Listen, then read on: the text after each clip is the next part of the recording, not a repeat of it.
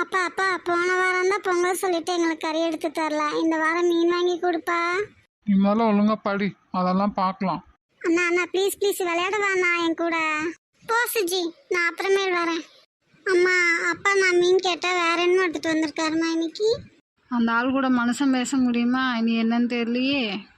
மோ அன்னிக்காரி வாரா பாரு, சொல்லு அவகிட்ட எனக்கு செஞ்சு தர சொல்லி. துவைச்சாச்சா? எவ்வளோ துவைச்சி காய போட்டிருக்குறேங்க அத்தை. சரி போய் இவ கேட்டான்னு கறி எடுத்துட்டு வந்திருக்கனா, இவளுக்கு செஞ்சு கொடு. சரிங்க அத்தை. ஏங்க பிள்ளைங்க மீன் கேட்டுச்சாமா, நீங்கள் என்ன எடுத்துகிட்டு வந்து கொடுத்தீங்க? நான் தலைக்கறியும் மூளையும் எடுத்துட்டு வந்தேன். எங்கள் அம்மாவும் தங்கச்சியும் கேட்டாங்கன்னு. அப்போ பிள்ளைய கேட்டாங்கன்னு மீன் எடுக்கல, உங்கள் அம்மாவும் தங்கச்சியும் தான் பெருசாக போயிட்டாங்க. மூளை இல்லாதவங்க தானே அப்புறம் மூளை கேட்பாங்க. ஸோ ஆரம்பிச்சிட்டியா? எதை தொட்டாலும் சண்டை தான் பண்ணுவி. இப்போ எதுக்கு சண்டை போடுறக்கு என் கூட நிற்கிற? அவங்க கேட்டாங்கன்னு எடுத்துகிட்டு வந்தேன். அப்போ ஏன் பிள்ளைங்க கேட்டாங்கன்னு மீன் எடுக்கல? உன் பிள்ளைன்னா எனக்கு சம்பாதிச்சா தரான், அவன் சொல்கிறதெல்லாம் நான் எடுத்து தரதுக்கு. இவங்க கேட்டாங்க, நான் கேட்டதை எடுத்துகிட்டு வந்து கொடுத்துட்டேன். போய் செய்கிற வேலையை பாரு போ. அப்போ உங்கள் அம்மாவும் தங்கச்சியும் உங்களுக்கு சம்பாதிச்சு தராங்க அப்படித்தானே? ஐயோ கடவுளே, நான் தலைவலிக்குன்னு சித்த படுக்கலான்னு வந்தேன். ஞாயிற்றுக்கிழமையும் கூட ரெஸ்ட் கிடையாதா? மாற்றி மாற்றி என்னை உருட்டுறீங்க எல்லாரும். எடுத்துகிட்டு வந்தாச்சு, போய் செய்ய வேண்டியது தானே.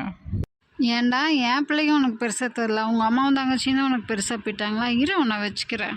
அன்றைக்கி என் பிள்ளை சிக்கன் கேட்டங்காட்டி எனக்கு அக்கி போட்டிருக்க வீட்டில் நான்வெஜ்ஜெல்லாம் சமைக்கக்கூடாதுன்னு சொல்லிட்டாங்க உங்கள் அம்மா. உங்கள் தங்கச்சி கேட்டதும் மீன் ஆடு கோழின்னு எல்லாம் வகை வகையாக சமைச்சு சாப்பிட வச்சு அழகு பார்க்குது. என் பிள்ளைக்குன்னா ஒரு நாயும் அவங்க பிள்ளைக்குன்னா ஒரு நாயம்மா இந்த வீட்டில். என்னை விட்டு சரசு, நான் எங்கள் அம்மாட்ட பேசுகிற சரசு. உன் பிள்ளை கேட்டது வாங்கிட்டு வராது, என் தப்பு தான் சரசு. நான் கடையிலையாவது பொரிச்ச மீன் வாங்கிட்டு வந்து கொடுத்துறேன் சரசு. என்னை விட்டு சரசு, ப்ளீஸ் ப்ளீஸ் ப்ளீஸ்.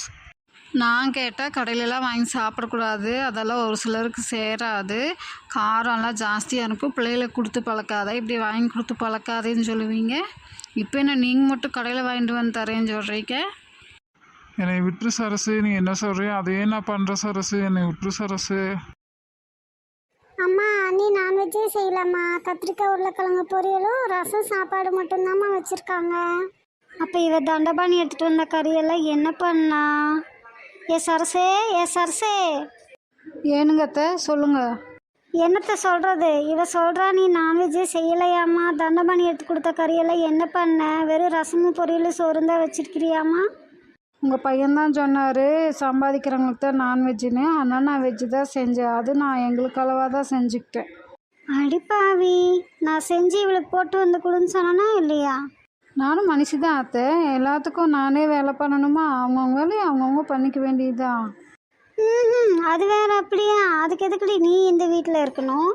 நான் இந்த வீட்டில் இருக்கணுமா வேண்டாமாங்கிறத உங்கள் பையன் வந்து சொல்லட்டும், சரிங்களா? உங்களுக்கு தேவைன்னா நீங்கள் போய் சமைச்சு சாப்பிடுங்க.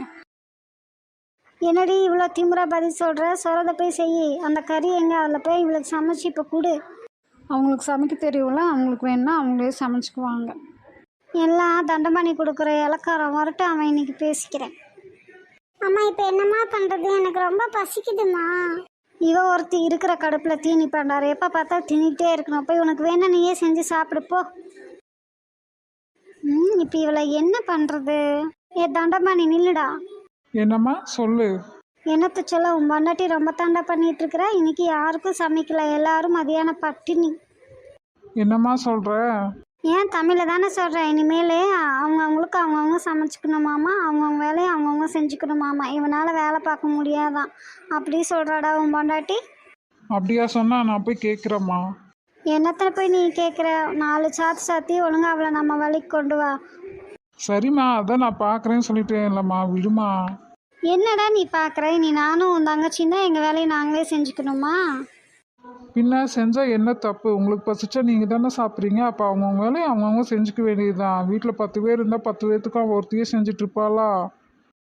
என்னடா தண்டபாணி பேச்சு வாக்கில் உன் பொண்டாட்டிக்கு சப்போர்ட் பண்ணி பேசுகிற? இத்தனை நாளாக இப்படித்தானே இருந்துச்சு, இனிமேலும் இப்படித்தான் இருக்கணும். மூத்த மருமகனா எல்லாத்துக்கும் எல்லா வேலையும் செஞ்சு தான் ஆகணும். அப்போ தம்பி பொண்டாட்டி சும்மா தானே இருக்கிறான். ஆளு கொஞ்சம் வேலை பாருங்க. ஆளாளுக்கு ஒரு வேலை பார்த்தா வேலை சும்மா தெரியாது இல்லை, வேலையும் சீக்கிரம் முடியுமில்ல. அவள் பணக்கார வீட்டு பொண்ணு, அவெல்லாம் எதுக்கு வேலை பார்க்கணும்? இல்லை நானும் உன் தங்கச்சி எதுக்கு வேலை பார்க்கணும்? இவ தான் வேலை பார்க்கணும். நீ பேசுறது ரொம்ப தப்புமா. வீட்டில் 4 லேடிஸ் இருந்தால் 4 பேர் தான் ஆளுக்கு ஒரு வேலை பார்க்கணும். அவள் ஒருத்தையே பார்க்க முடியுமா? என்னடா நீ அவளுக்கே சப்போர்ட் பண்ணி பேசுகிற? உங்ககிட்டயும் அவகிட்டையும் நான் மாட்டிக்கிட்டு இருதலை கொல்லி எறும்பா தவிக்கிறேன் போமா நான். இங்கே பேசாத, நீ முதல்ல போய் அவகிட்ட பேசி என்னன்னு சரி பண்ணிட்டு வா போ. சரிம்மா. 2 பேரும் சண்டை கட்டாமல் அமைதியாக இருங்க. சரசு, என்ன சொல்லுங்கள். ஏன் வந்தது கடுகு மாதிரி பொரியிற? என்ன வீட்டில் பிரச்சனை? சமைக்க முடியாது சொன்னையாம்மா? சொன்னவங்க எல்லாம் முழுசாக சொல்லியிருப்பாங்கள்ல. இனிமேல் அவங்கவுங்க வேலையை அவங்கவுங்க பார்த்துக்க வேண்டியது தான். நாளை இனிமேல் எல்லாத்துக்கோசரம் செஞ்சிட்ருக்க மாட்டேன். இதுதான் என்னோட முடிவு. என்ன சரசு இப்படி சொல்கிற? இந்த எண்ணெய் சரசு நொன்ன சரசெல்லாம் என்கிட்ட வச்சுக்க வேண்டாம். இனிமேல் வீடு துடைக்கிறது, பாத்ரூம் கழுவுறது, இந்த மாதிரி பொதுவான வேலைகள்லாம் ஆளுக்கு ஒரு வாரம் டைம் டேபிள் போட்டு கொடுத்துருங்க, அவங்க செய்யட்டும். உங்கள் அப்பா, தம்பி, நீ எல்லோரும் வேலை பாருங்கள். ஒரே ஆள் நான் வேலை பார்க்கவும் தானே எல்லோரும் ஜாலியாக இருந்தீங்க. இனிமேல் எல்லா வேலையும் எல்லோரும் பாருங்கள். எனக்கு என்ன சம்பளமாக கொடுத்தீங்க? வீட்டு அடிமையை விட வேலைக்காரியை விட மோசமாக வச்சுருந்தீங்க. அதனால் நான் இனிமேல் எந்த வேலையும் பார்க்க மாட்டேன். அப்படி வேலை பார்த்து இங்கே என்ன புண்ணியம்? என் பிள்ளைங்க ஆசைப்பட்டதும் கூட சாப்பிட முடியாமல் வச்சுருக்கிறீங்கள. இனிமேல் நான் யாருக்கும் எதுவும் பண்ண மாட்டேன். சரியா கறி செய்யலை? நீ என்ன முட்டாளா? நான் என்ன சொல்கிறேன்னு புரியலையா? அவங்களுக்கு தேவைன்னா அவங்க தான் செஞ்சுக்கணும். என் பிள்ளைகளுக்கு இல்லாத நான் ஏன் மற்றவங்களுக்கு செஞ்சு தரணும்? நான்லாம் செஞ்சு தர மாட்டேன். எல்லோரும் செல்ஃபிஷாக இருக்கும்போது நானும் செல்ஃபிஷாகவே இருந்துட்டு போகிறேன். உங்கள்கிட்ட எல்லாம் மனுஷன் பேச முடியாது. வீட்டுக்கு வந்தால் ஏதாவது ஒரு ரோதனை தான். ஏன் அன்றைக்கி மூஞ்சி முகர டேமேஜ் ஆனதெல்லாம் பத்தலையா? இன்றைக்கும் டேமேஜ் ஆகணுமா? தண்டபாணிக்கிட்ட சரசு என்ன சொன்னான்னு தெரியலையே. நம்ம போய் என்ன பேசுகிறாங்கன்னு கேட்போமா? என்னடா சொன்னா அவன்? ஏன் மூஞ்சி இப்படி தொங்க போட்டுட்டு வரேன்? அவள் தெளிவாக அவளோட முடிவை சொல்லிட்டு அவன் இனிமேல் எங்கள் 4 பேர்த்துக்கு மட்டும்தான் சமைப்பா. என்னடா சொல்கிற? தமிழில் தான் சொல்கிறேன், புரியலையா? இனிமேல் அவள் எங்கள் 4 பேர்த்துக்கு மட்டும்தான் சமைப்பா. நீ அப்பாவுக்கு சமைச்சு கொடுத்துட்டு தம்பி பொண்டாட்டி அவங்க ஃபேமிலிக்கு சமைக்கட்டும். உன் மகளை அவள் புருஷன் வீட்டுக்கு அங்கே வாழ அனுப்பு. இனிமேல் இங்கெல்லாம் இந்த வேலை நடக்காது. நானும் இனிமேல் எங்கள் 4 பேர்த்துக்கு சாப்பாடு செலவுக்கு மட்டும்தான் பார்ப்பேன். மீதி எல்லாத்துக்கும் நான்லாம் காசு தர மாட்டேன். இதே அவ சொல்லி கொடுத்தாலும் நீயோட அவ கூட சேர்ந்துட்டு நீ இப்படி பேசுகிற? இல்லைம்மா, சரசெல்லாம் ஒன்றும் சொல்ல. இந்த முடிவு நானாக தான் எடுத்திருக்கேன். இனிமேல் ஸ்கூல் ஃபீஸ் அது இதுன்னு எனக்கு பிள்ளைகளால செலவு இருக்குது. உனக்கு அப்பாவுக்குங்கன்னா கூட நான் பார்க்குறேன். ஆனால் தம்பிக்கு தங்கச்சிக்கெல்லாம் நான் பார்க்க மாட்டேன். அவங்கவுங்க குடும்பத்தை அவங்கவுங்க பார்க்கட்டுமா? இனியெல்லாம் என்னால் முடியாதுமா. சரிடா, நான் தம்பிகிட்டையும் தங்கச்சிட்டையும் நான் பேசிட்டு சொல்கிறேன். அவங்கக்கிட்ட பேசுறதுக்கு என்னம்மா இருக்குது? தம்பி பொண்டாட்டியும் சம்பாதிக்கிறாங்க. அவங்க குடும்பத்தை அவங்க பார்த்துக்குவாங்க. தங்கச்சியை நீ அவள் புருஷன் வீட்டுக்கு அங்கே அனுப்பு. அவங்க மாமனார் மாமியாரை பார்த்துக்கிட்டு அவள் அங்கே இருக்கட்டும். நீயே இங்கேயே வச்சிட்ருக்க. நீ இடம் கொடுக்கங்காட்டி தான் அவள் இங்கேயே இருக்கிறா. அவள் போய் அவங்க கூடயும் இருக்கட்டும். அவங்களுக்கும் தோணும்ல இவங்களை பார்க்கணுன்ட்டு. அங்கேயே அனுப்புமா. நீ ரொம்ப செல்லம் கொடுக்கங்காட்டி தான் அவள் இங்கேயே இருக்கிறான். வீட்டு வேலையும் நீயும் சரசு கூட கொஞ்சம் ஒத்தாசையாக பண்ணு. எல்லா வேலையும் அவளே பண்ண முடியுமா? அப்புறம் அவளுக்கு முடியாமல் போயிடுச்சுனாலும் நம்ம தான் பார்க்கணும், பார்த்துக்கோ. என்னடா இப்படி சொல்கிற? ஆமாம், நம்ம தான் அவளை செக்கு மாடு மாதிரி வேலை வாங்குறோம். அவளுக்கு முடியாமல் போயிடுச்சுன்னா அப்புறம் எல்லா வேலையும் உன் தலையில் தான் விழுங்கும். அப்புறம் நீ தான் பார்க்கணும். இதுக்கு நீ அவளுக்கு கூட ஒத்தாசையாக 1 2 பண்ணிட்டாவது இருக்கலாமா? சரிடா தம்பி. எங்கனால உங்களோட அவள் சண்டை போட்டாளா இல்லை அடித்தாளா? அதெல்லாம் விடுமா. அவள் மனசில் எவ்வளோ வெறுப்பு ஆதங்கம் கஷ்டம் இருந்தால் அவள் அதை இப்படி காட்டியிருப்பா. போலீஸ் ஸ்டேஷனில் போய் கம்ப்ளைண்ட் கொடுக்காம இருந்தாலும் சந்தோஷப்பட்டுக்க வேண்டியது தான். பின்ன என்னம்மா, அப்பாவும் இல்லை அண்ணனும் இல்லை. அதனால தானே அவளை கூட்டிகிட்டு வந்து இவ்வளோ கஷ்டப்படுத்திகிட்டு இருக்கிறோம். அவள் கம்ப்ளைண்ட் கொடுத்தாலும் ஆச்சரியப்படுறதுக்கு ஒன்றும் இல்லைங்க. சரிடா தம்பி, இனிமேல் அந்த மாதிரி பிரச்சனைலாம் எதுவும் வராமல் நான் பார்த்து நடந்துக்கிறேன்டா.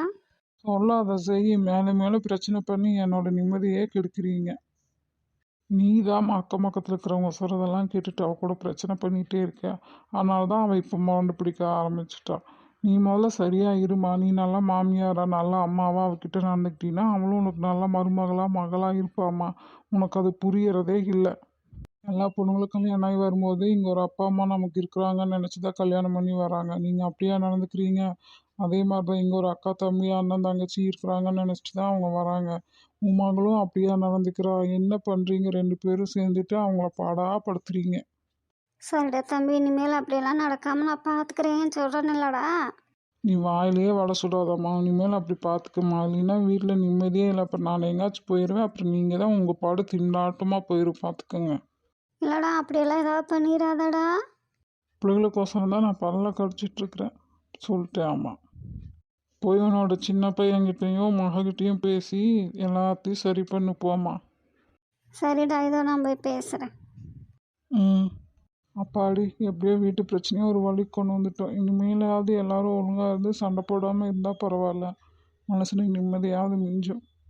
ஆம்பளைக்கு நாங்கள் என்ன சொத்து நாங்கள் அது இதுன்னு நான் கேட்குறோம். நிம்மதியாக இருக்க விடுங்கன்னு தான் கேட்குறோம். எவ்வளோ சம்பாதிச்சு கொடுத்தாலும் பத்துறது இல்லை, நிம்மதியாகவும் இருக்க விடுறது இல்லை.